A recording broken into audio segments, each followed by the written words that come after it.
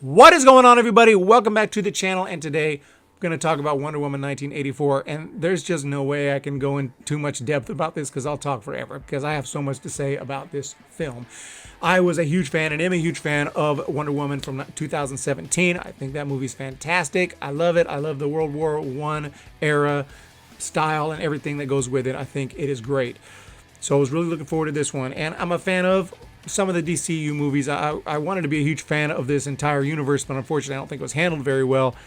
I think it's pretty much a mess. Getting into this film, it was a huge disappointment. Just put that straight out there. A massive disappointment. What in the hell was that? The only positives I can give it is that Gal Gadot continues to be awesome as Wonder Woman, and her acting was amazing. She even stepped it up emotionally in a few more scenes. I think she was just great. Unfortunately, I don't like a lot of her dialogue. I don't like a lot of her actions in this film, but you know, that's more the script's fault than hers. So there's that. And the rest of the actors were fine as well. The acting was fine. The score is great. The music is fantastic, and we hear some of that original score as well, which I love. I think the Wonder Woman score is just excellent. That's pretty much it. I mean, other than the fact that it's mildly entertaining, because yeah, again, you get to see Gal Gadot as Wonder Woman, and you know, I mean, I guess if you're watching it for the first time, I think it's entertaining, but I can see it definitely, it drags quite a bit, and I could see it being very boring if I was to watch it multiple times, because now you know what's coming, which is a bunch of stupid things, which I'm about to get into a little bit. I'm going to have to get into some spoilers here. But just as my non-spoiler review, I thought there was just a ton of plot conveniences. I thought there was a ton of, you know, weird moments here that make no sense.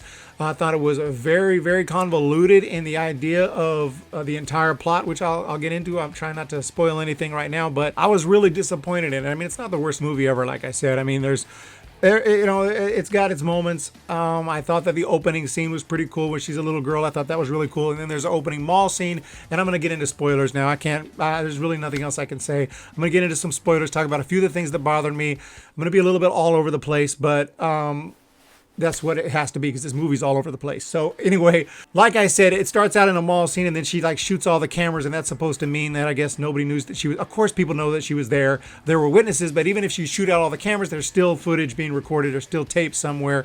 Obviously, that just doesn't, you know, that's a little bit insulting there, but whatever. I mean, she continues to save the day more and more. And this is 1984, by the way. That's another negative. Like, I thought that she was supposed to be like in hiding or, you know, doing her thing. She wasn't supposed to be Wonder Woman out in the limelight from World War I period all the way up until her return in Batman v Superman. Well, that's out of the question, out of it now. So I don't know how this movie fits into the DCU. The DCU is a mess anyway, but whatever. I mean, didn't make sense in the first place. But then the extra insult of her shooting the cameras, like, or no, she didn't shoot the cameras, but you know, she whipped the cameras, because actually she didn't use a gun in this movie, and she said she hates guns at one point. She doesn't use her sword. There's no shield because, you know, violence is bad and stuff. And, you know, it seemed like she loses a little edge here. There's more than one time where she mentions, you know, one time I think Steve, you know, there's people trying to kill him, like multiple people, and Steve tries to, you know, grab a sword. And she says, no, put that away. It's not their fault. We won't be using those kind of weapons here. What? That's how the film opened, with that mall scene. And after that, that's when we start getting introduced to all the characters and the weird plot device of this rock that you can, that grants your wishes. You say whatever, any wish you give it, it just grants it.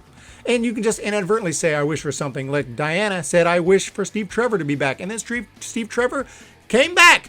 But he came back at some other dude's body. Who is this dude? Just some random guy. How did that random guy get picked to die, basically, because he no longer exists? I don't know. Makes no sense. But anyway, Steve Trevor's in that dude's body. He lives there. And even him and Diana, you know, they hook up and they're doing it. So she's basically sleeping with some dude's body without his permission. But that's fine, I guess. But anyway, I don't know what happened with that dude. Actually, he does show up at the end in some weird moment that makes no sense also. And it was pretty cringe. But this dude, apparently he doesn't matter, and Diana, as sweet and caring as she is, didn't seem to really care about, you know, who this guy was, and they didn't seem to try to research that or try to find out, you know, if no, that didn't seem to really matter. So anyway, that guy was pretty much screwed. Steve Trevor takes over his body, In the meantime, we meet this other girl, and her name is Barbara. She's eventually going to be Cheetah, and she's kind of nerdy, and she wears glasses, and she, walking into work, she also works at the museum, drops some paperwork, and it's so over the top, like guys, like adult men are walking by, and they look at her like, "Pfft," and they just keep on walking, like, no, people would help her. They would say, oh, let me help you with the paperwork. It was all over somebody would help her. Okay, this is not, 7th grade or something where it's, oh, the nerd. No, you help her. Guys, like, it was so over the top that nobody cares about her. Nobody thinks she's worth the time of day. Nobody talks to her. Even the manager doesn't remember hiring her. Like, you work here?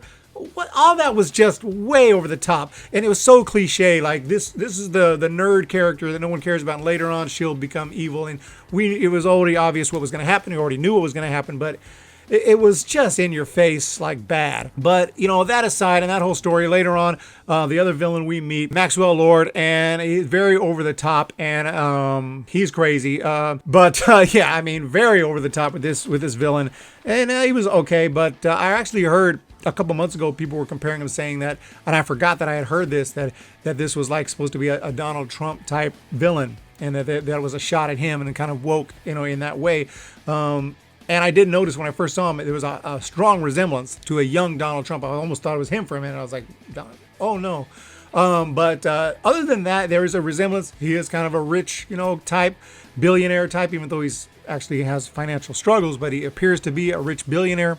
He eventually tries to take over the world and all that. So it might have been, somewhat of a shot at Trump or someone's, but it didn't really, it wasn't his arc. I don't know. I'm not really sure.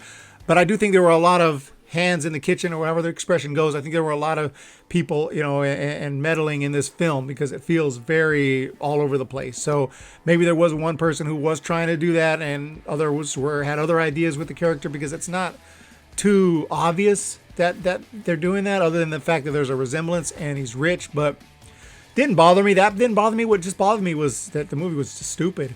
And I'm just going to jump around to a couple scenes that come to mind. One of them where, Steve Trevor's a pilot, so they're going to steal a plane. They're going to go steal a plane. And they go in to steal the plane, which obviously they're not going to be able to do very successfully, because it's 1984. She knows this, but, Steve and Trevor's like, they're jumping in there. They start to take off. She doesn't say anything. She's like, yeah, we're stealing this plane. So they go to steal the plane. And that's when all the alarms go off, which of course they are. All the alarms are going to go off, and they're going to come after them. And Steve Trevor's like, oh, no, don't worry. I can lose them in the dark. And then she's like, oh, I totally forgot. They got radar and stuff nowadays. We're never going to get away with this. They're going to catch us pretty much immediately. He's like, what are we going to do? And I'm like, wait, no. She's not going to forget that. You don't just go steal a plane.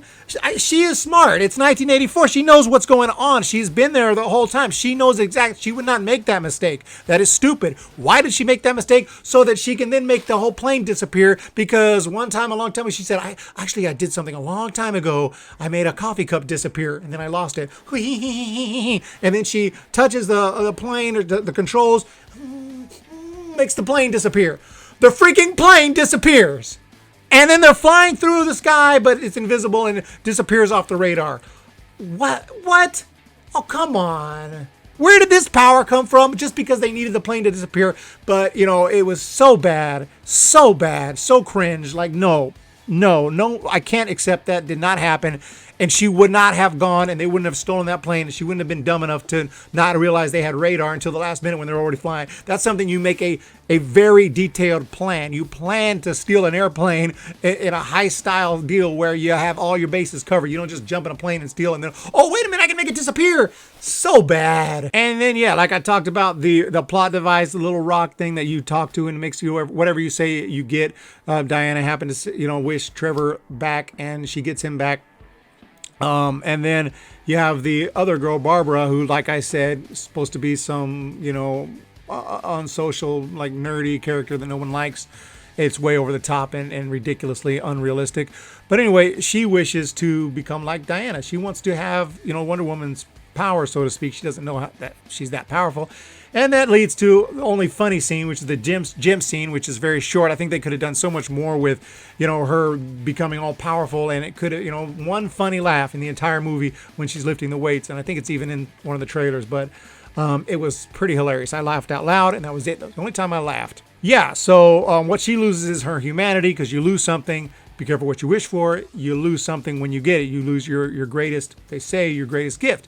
So Diana loses her powers, or she didn't really lose her power. They showed her one time struggle with breaking a lock, and Stephen Trevor was like, damn, that's a strong lock. Because she was like, she really struggled with breaking the lock. And it was like, that's weird. And like right away I knew, I was like, oh, she's losing her powers. But she never really lost her powers. I mean, they showed her a few, she got shot, like a little bit of blood. But she was still doing and flying and throwing things and throwing vans and trucks and jumping. She was still doing everything that the plot needed her to do and being Wonder Woman. It would have been way more interesting if she really did lose her powers and she couldn't do nothing. She was like a normal, maybe she was good at karate and stuff and, good at self-defense. But other than that, she couldn't do any of the crazy stuff anymore. That would have been a little more interesting. But no, she was pretty much doing everything other than just a couple of little things like, oh, losing your power. You got him back, right? So wouldn't you now lose your powers? No, just a little hints here and there. So that could have been more interesting. But then as it turns out, Lord Maxwell ends up stealing the rock, or gets the rock, gets Barbara to let him borrow it. And then his wish is to become the rock. So now he is, I call it the rock, but he's the rock now. So now he is the one who grants the wishes, but he has to, apparently, this is the rules that just now are, don't know why, but he has to touch them, he has to physically touch them, and he has to get them to say, I wish such and such to happen, and then he says, your wish is granted. And then he decides, but I'm going to take this from you, whatever he wants. He says, I'm going to take this from you, and that happens. I don't know. And he starts wishing for crazy stuff, and chaos happens all over the place, and it's completely insane. And then all of a sudden, he needs everyone in the world to wish for whatever they want. But he can't touch everyone, right? So somehow, through some line of dialogue, he can do it through the TV now. So he gets on TV, and apparently everyone in the world wishes for something. Then things go crazy. And then Wonder Woman throws her lasso around him and says, renounce your wish, or whatever.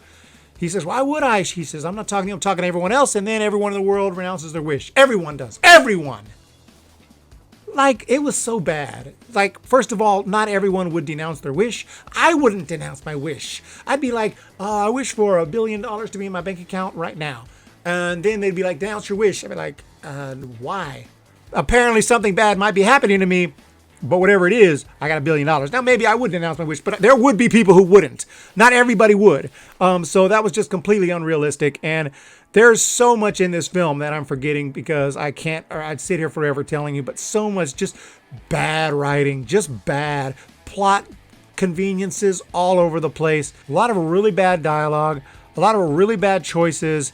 A lot of Wonder Woman has, Wonder Woman flies at one point. How could she fly now? Because a little line of dialogue earlier when they had stolen the plane that I talked about, and Steven, and she said, now flying seems just so natural to you. And he's like, yep, you just do it. Something like that. And she's like, you just do it. And she starts flying. This movie is bad, man. This movie is just really bad. And like I said, I enjoyed parts of it. I laughed once, and I enjoyed, watching Gal Gadot as Wonder Woman because I really enjoy the character. I didn't like Steve Trevor coming back in the first place. I thought that was a stupid idea. I thought that it was just beautiful that the relationship they had, and that he was supposed to be gone, and that's what was in.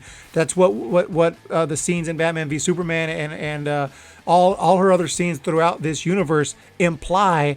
That the last time she saw him was back during the World War I, and that's World War I period. That's how I like it. I don't like that this happened. I don't like that this now is supposedly canon. It doesn't make sense being canon. I just don't like the whole thing. I don't mind another Wonder Woman movie if they would have done it right. Obviously, I don't think they did. I think that this was pretty bad and one of my least favorites in the DCEU. I'll have a new ranking very soon. I'm not going to go any further than that, but there is a lot of stuff that I'm not remembering. The way the movie ended, the way that Maxwell reunites with his kid out of nowhere. He runs out and the kid is just runs out of the forest. Daddy! And when he runs out, you know what's going to happen. Like in my mind, like, here he comes. Daddy, any minute now, here he comes. Like, I don't know why he's there, why he happens to be there. Makes no sense, but he'll be there. There he is. It's supposed to be this heartfelt moment, but instead it's just like, this is ridiculous. This is ridiculous. This is cringe. It was bad. This movie was bad. There was a mid-credit scene that you might enjoy, so stick around for that. Even that was a little cringy. The whole thing was bad. Just a terrible job, I thought, for a sequel to a great Wonder Woman film from 17. And this film, I have my new rating scale. You can check it out in the description down below. But this film, I am going to give it a hard pass. That's not my lowest grade. My lowest score would be trash. Trash is a movie that's just, don't even bother. This is absolute garbage. But no, I wouldn't say it's absolute garbage, but I got to give it a hard pass. Like, unless you're a fan of the DCU, you're a fan of comic book movies, you're a fan of the first one, you're obviously going to watch it. So, I mean, I'm not telling you not to watch it if that's the case, but if you don't care about comic book movies and you never, really got into it, you haven't even seen the first Wonder Woman, yeah, don't even bother. Don't waste your time with this one. Oh, and it's also overly long, very long. This should be a shorter movie. This should be less than 2 hours. And it feels pretty long. Like I said, on rewatch, this would be a pretty boring film. Big disappointment with Wonder Woman 1984. Put your thoughts down below. Let me know what you think of this movie. We're going to talk to you guys very, very soon.